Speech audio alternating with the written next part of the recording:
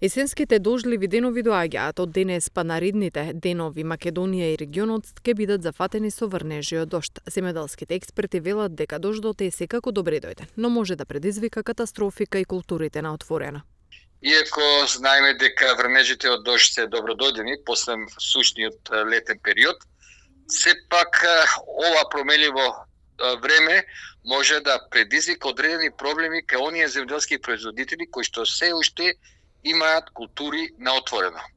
Пред се тука мислам на производителите на пиперка, од најчесто тука во овој југоисточниот дел на државава, од типот на пипер куртова капија, каде што се уште бербата на овој тип на пиперка е во полнек и не е завршена.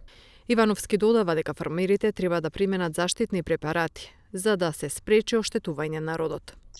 Затоа сите земјоделски производители потребно е после овој бран кој што се според хидрометеоролозите се најавува да трае околу 5-6 дена, значи од прилика до средината на наредната недела, во првата можност да пристапат кон заштита на своите растенија со употреба на бакерни пестициди, односно фунгициди.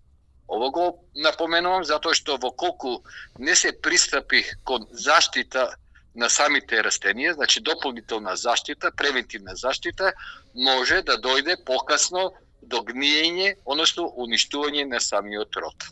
Според УХМР, претежно облачно и студено време со повремени врнежи од дожд ќе продолжи наредните 3 дена.